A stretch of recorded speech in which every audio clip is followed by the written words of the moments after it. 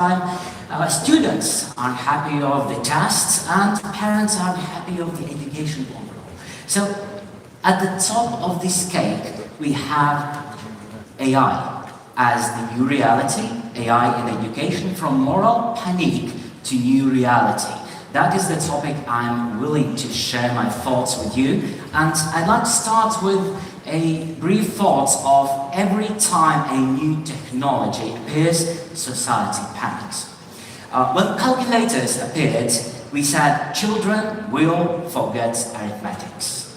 When Wikipedia arrived, we feared no one will know what is true. And then we have the same panic that repeats with AI. And panic is not reasonable, it is not rational, and it is a reflex before understanding. I'm Edgar Zbezinc, head of the Administration for Education of URMAL City, historian by education and educator by heart, and I'm the one that always is writing hello to when I'm writing a prompt to ChatGPT, and always concluding my conversation by saying thank you. I hope I'm not the one in here in this audience. Yet, we heard today that we are asking questions to AI and technologies. I suppose we'd like to ask questions to each other, and here we are for both, for speaking about technologies and using technologies as the medium. So I'd like to ask you, Menti, please scan the code and enter menti.com and enter the code, and we see 42, 43, oh, we have quorum already, perfect. Here you're going to be able to follow the presentation, and as well, let's do some interaction. And I'd like to start with not scandalous question, just a simple question that probably was quite full of fear around 2 years ago, but let's try our best. So the question is, when we hear AI in education, what is the first word that comes to our minds? You do see on your screens opportunity to type, and whenever you are going to see the word bigger than the rest, this means that more than one person in the room considers this the most. So let's say cheating, research, advancement, easy, technology, speed, laziness, perfection, essay, cheating, essay, change, research, advancement. And let's give it a try for a few more seconds. And overall, ladies and gents, we can see that we have produced a moral panic in a miniature. Like in medieval times, miniatures where there were lovely drawings and as well letters. There are lots of words that describes our feelings, and that's the thing I'm willing to speak about today. Sociologist Stanley Cohen coined the term moral panic when society feels that its values are threatened. Media amplify the fear until it outweighs reality. And there are multiple steps, as you can see on the screen. First, there's the concern of AI's impact, concern of what it is. Then comes hostility for both, for the technology and for those that are in favor of it, or that its promoters. Then comes consensus that action is needed now, because that is the crisis, and in terms of crisis, we do not have time to think. We do have to act. Then comes overreaction through bans and moral outrage, and to be honest, everybody is having an opinion during the time of crisis and during the time of moral panic. Even my grandmother, that's 86 years old, she says, oh, that is something, right? And then comes, last but not the least, that's volatility in the panic fading as reflection and evidence slowly return to the reason. Let's move on. History repeats, as anthropologist Thomas Erickson describes three great informational revolutions. First, it's writing. Second comes printing press and printing. Then comes digital, and the last one is as isolated IA before it got to parts of our daily lives. So each began with the fear, as Socrates wrote that writing when writing emerged, that the writing is going to destroy the memory. When printing spreads, critics worried about the reading mania that is corrupting the youth. And the last but not the least, in 50s and 60s, comic books were blamed for moral decline, and in 90s, video games were blamed for violence. And now, IA holds the same ethos. But let's interact. I have another question for you, and this is going to be kind of prediction game. So in scale, nothing special or not dangerous at all, or to a major threat to society. What's your guess at the time, and that's not nowadays, that's in the past, how dangerous did people think these technologies were when they first appeared? You can click on the screens and pick the optional answer and then click submit. So we see, right. So writing as it will destroy memory, somewhere in the middle, the same as printing press as the reading mania corrupts morals, and youth, comic books as they are promoting violence and delinquency, as well somewhere in the middle, video games, as there was a song that video killed the radio star, right? And then AI as it is replacing teachers and thinkers. So, right, let's see, a few more seconds, and I'm willing to congratulate you that each and all of you, you're right, and each and all of you represent a particular member of society of the time. Some were in favor, some were not, but the interesting thing that's built by Cohen is that all spoiled the new generation and ended up in the culture. So therefore, all technologies, all changes in technologies that we do see in education overall is ending up in the culture. And by the way, if we're speaking of technologies, the first technology connected with education, that's the blackboards, and you can see now big screens with interactivity, etc. Now let's look at the map. The OECD Digital Educational Outlook in 2023 predicted that 1 year later, in 2025, at least for half of all the countries in the world, there are going to be either restriction or law or any kind of document that is going to regulate usage of AI.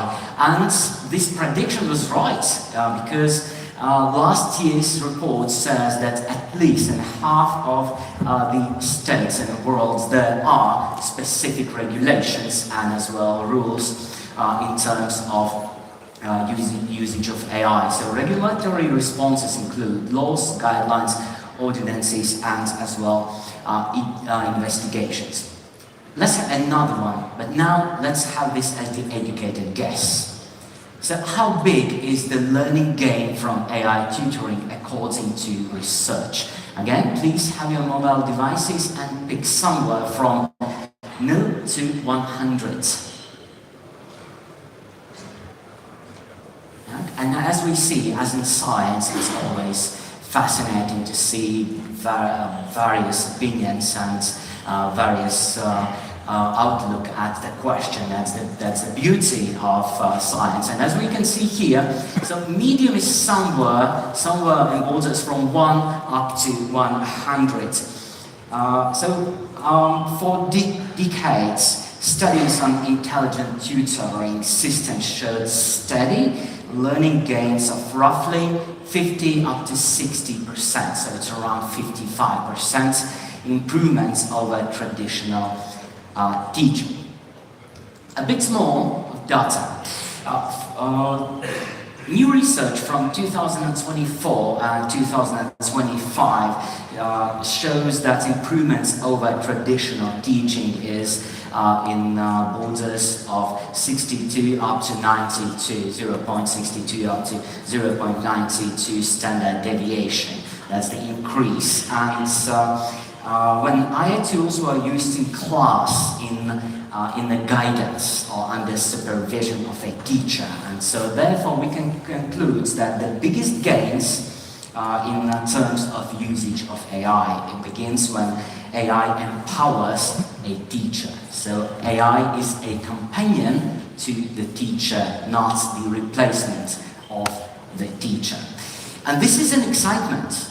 And first we saw any kind of new, first we're seeing any kind of new technology, we are excited, oh, this is something new. At the start of the 20th century, when people saw videotaped material, a movie, they were thrilled because it allowed them to move them somewhere else in other place, such as seeing, for instance, my head of the state, like Romanovs walking down the street. And imagine that's the huge step forward for the people to see all fears, all joy, and all happiness that's in the world. And that's at the screen. And now we have stepped one step closer to it.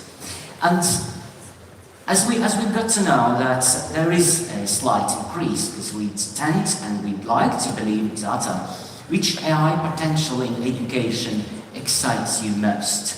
Is it a personalized tutor that you can, as we've heard today multiple times, we can ask wherever we like, starting from the pasta bolognese recipe, ending up with please explain the correlation between these data A, B, C, D, E, and etc. Is it time saver for us and each and all of you, and creativity booster and ethics and bias checker?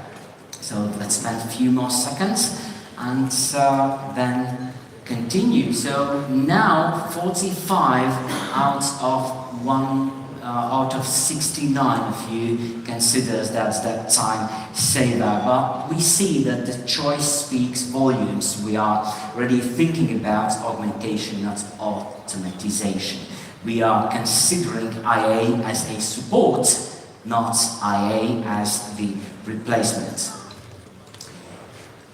Ethics and values, that's another one aspect for us to consider, as pedagogy, ethics and governance are these three aspects that are building our understanding at the moment in terms of validity, integrity and being able to use technology wisely.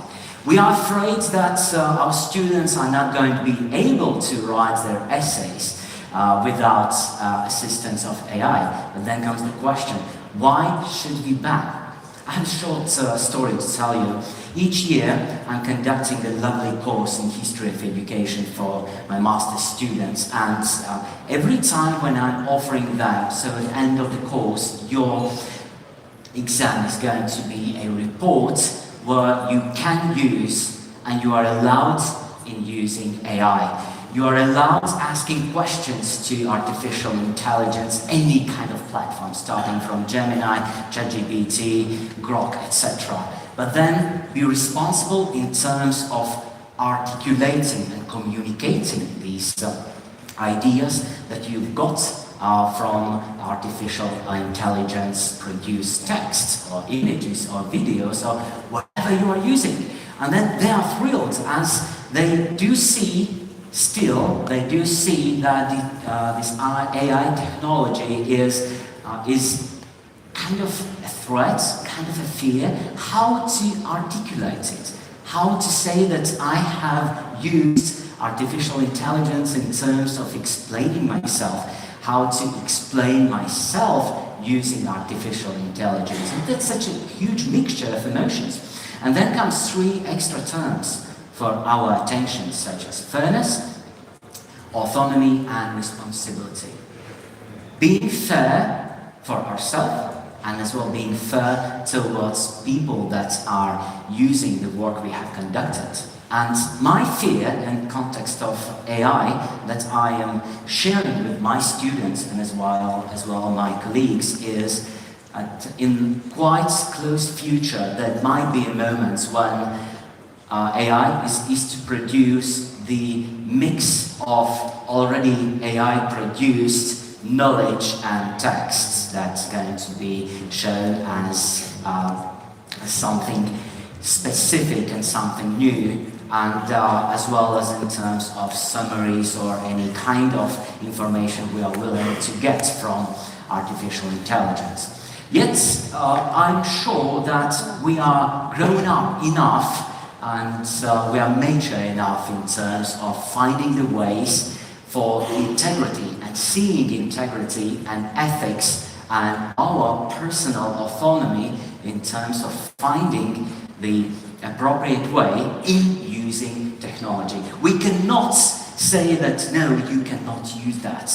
That's past. It would be the same as saying you cannot use a pen or pencil. Do not think, do not breathe. That's out of the table.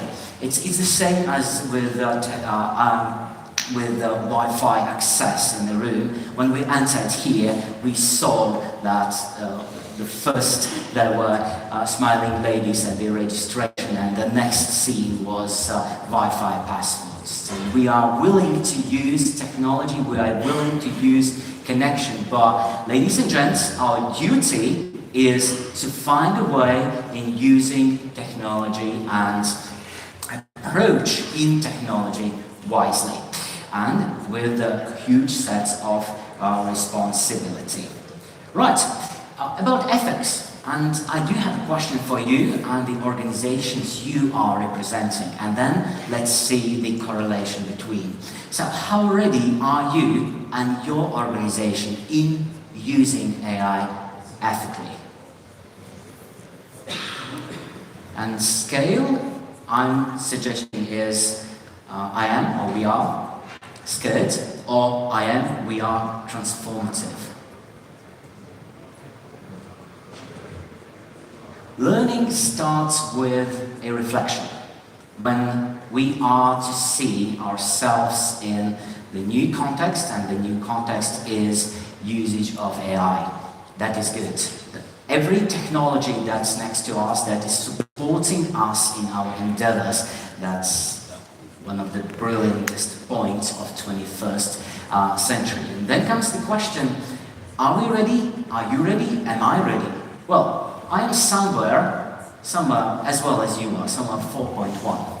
Because I'm not sure whether at all times when I am using AI, I am using it ethically, on the one hand. On the other hand, I am communicating my findings ethically, like particularly from an academic perspective. And I see for organizations, this is a success. Congratulations, 3.5. That's more than half. And this implies that we are ready to speak about using technologies ethically. Right, so we are somewhere in here where AI and human is having co-intelligence. As mentioned before, Ericsson spoke of 3 revolutions, so writing, printing, and digital, and then we had AI isolated, and we are living in the 5th, machines and systems that are generating content alongside humans. And these machines and technologies are expanding capacity, but not the meaning. And meaning remains our exclusive domain. This is our responsibility to hold the meaning. We can ask technology to draw, to write, to help us, to support us in terms of multiple ways of interaction in society and our daily basis, to help and support our calendar, to help and support management of meetings, to help and support of multiple ideas and approaches and automatization and any other kinds of interaction that we have needed. We do need that, yet the meaning remains our exclusive domain. And let's analyze it that. On your screens you do see the matrix of 4 aspects that we'd like to think about. So please use your index finger and you can click or place the dots at specific points that you think that we should focus on in terms of AI driven paradigm. So we have teacher training and ICT literacy, student responsibility and integrity, validity of produced data, and ratification of the ethics framework.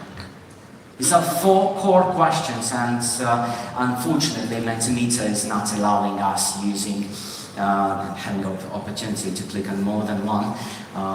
Then yet, in this audience, as we see, there are people that consider that all of these aspects are important. Yet, we do have to focus on 1 or 2 to start acting.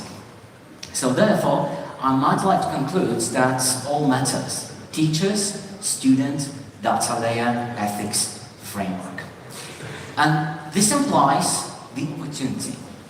The opportunity in here, in Baltics, in Estonia, Latvia, and Lithuania, that we can lead this shift. Small systems, each individual and micro groups and macro groups are moving fast, and as well shared technologies and ideas is building trust. Yet, I'd like to imagine, and I'd like you to imagine as well, a Baltic AI education platform that's a transparent, multilingual, teacher-governed, and innovation with integrity could be our region's brand. Let's imagine the classroom where student is using AI to help and support in terms of finding criteria and interpretation, yet the student owns the credit in explaining and showing, and as well being part of the system. Right, but we are sure that AI challenges us to be more human, not less. More human, not less. We cannot forget that we are the ones that is the driver of change. We are the ones that technology must serve. We are the ones that technology must support in terms of our needs, and as well in terms of the willingness of being alive, being part of society, and being as well in the move. So, as one researcher once said, that the new literacy is not coding, unfortunately, ladies and gents, it is co-thinking, being together, co-working, co-thinking, co-understanding. So, these words might help you and might help me and all of us in our endeavors. And I'd like to conclude our interaction and usage of your phones. So, in one word, what should guide AI in education? What would be that driving force? What would be that title that we might place on the flag, as each and all of you that you are here, you are the ones that are willing to take the flag and say, yes, we do need technology, but with, and then comes, what's that with? With co-learning, with innovation, with productivity, with responsibility, with transparency, with freedom, dignity. Dignity is such a cool word, isn't it? Then comes innovation, trustful info, co-learning, and let's conclude with transparency. So, I'd like to conclude my speech with a picture, a drawing from 1900. So, there was a toy seller, Armand Gervais, in France, and in 1900 he drew his vision of the future classroom in these 2000s. So what we can see here, but this is pure kind of look in the future. We do see a machine here, we do see an educator, we do see the transformative process of knowledge that's been hidden or been engraved in books. That here's another one student that is operating the machine, that is transforming the knowledge into the signals, into the voice, or giving the voice for the knowledge and understanding for kids. We do see wires, and let me remind you that At the start of 20th century, there wasn't the radio signal. It was used in minor details. So we do see the picture of 2000. And the interesting thing is, we might recall ourselves in the classroom. We do had headphones, we do had machines that showed pictures, etc. We do had teachers, and I'm sure that in the future we are to have as well.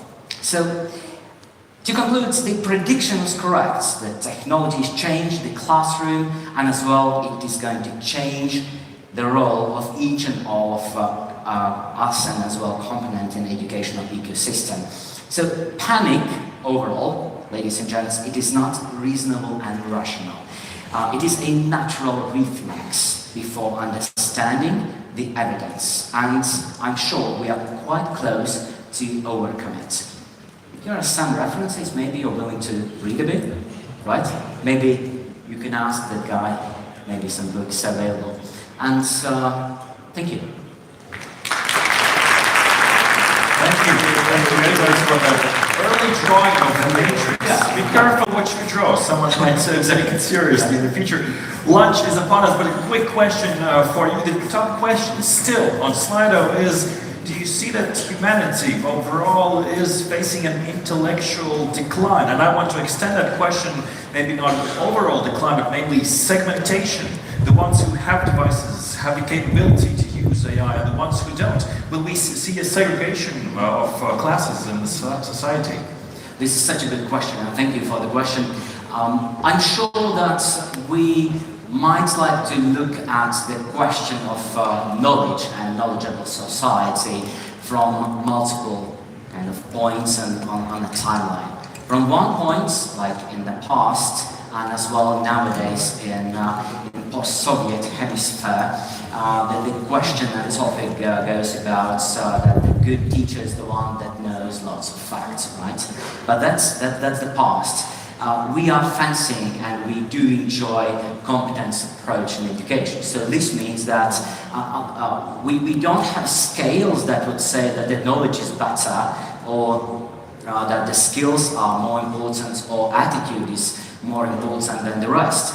We do see that that's the balance between all these three elements, such as knowledge, such as skills, and as well the attitude. So therefore, I'd say that we are not getting, sorry for my French number, no, absolutely not. We are more professional in using and more proficient in using multiple tools to support our learning journeys.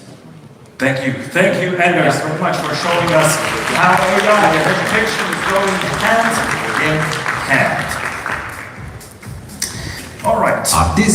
Isn't it time for lunch? Oh, Gemini, thank you for that. Yes, it is. All of this digital transformation is nice, but let's turn to biological transformation. From hungry